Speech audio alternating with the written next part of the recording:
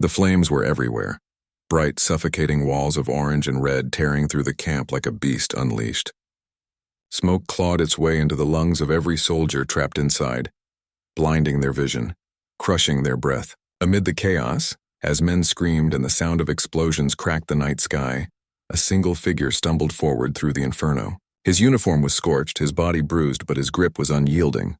In his trembling hands he held the flag, the same flag that had flown above their outpost for weeks, battered by rain and dust, a symbol of hope in a war that felt endless. He could have dropped it. He could have crawled to safety. But instead he pushed into the blaze, refusing to let it touch the ground. Before we dive deeper into this powerful journey of courage and sacrifice, if you believe in kindness and second chances, and in honoring the unsung heroes who shaped history, please take a moment to like, comment, share, and subscribe to Legends of History. Your support helps keep these stories alive and ensures that the world never forgets the people who carried hope through fire. The man's name was Samuel Carter. He wasn't a general, not a decorated commander, nor even the kind of soldier history books tend to remember. He was a private, one of many faces swallowed by the shadows of war. He had grown up in a small town where the sound of cicadas in summer and the smell of his mother's fresh cornbread were the biggest memories he carried.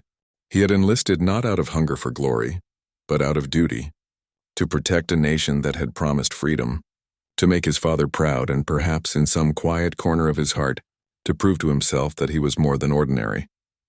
But war had a way of stripping away illusions. Samuel had seen friends fall beside him, heard their last breaths vanish in the cold nights, and watched commanders order charges that left fields soaked with blood. He learned quickly that courage wasn't the absence of fear. It was dragging yourself forward when every fiber of your being begged you to turn back. The night of the fire came after weeks of relentless attacks.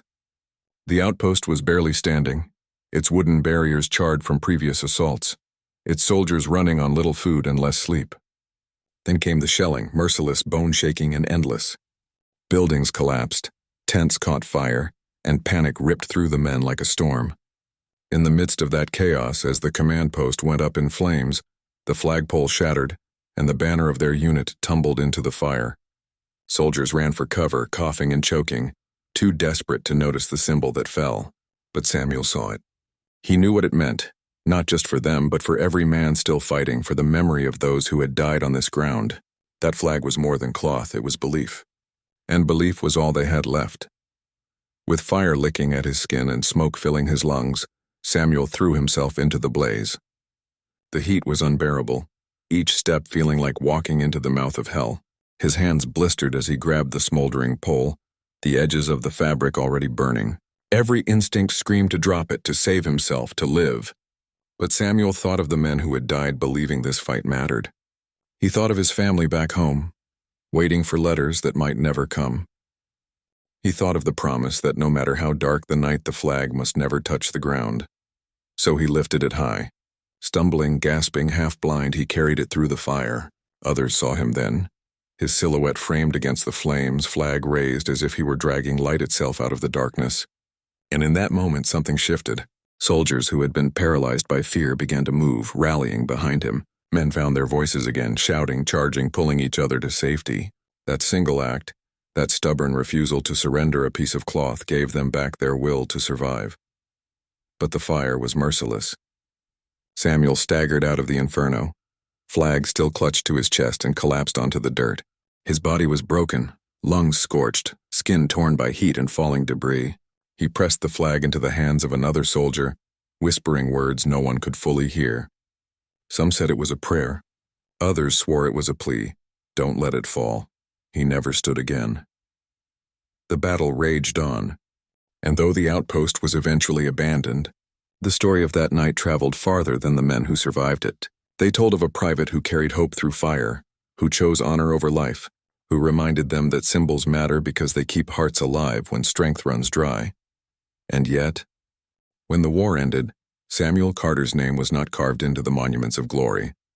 His story was not sung in parades. Like so many, he faded into the silence of forgotten heroes.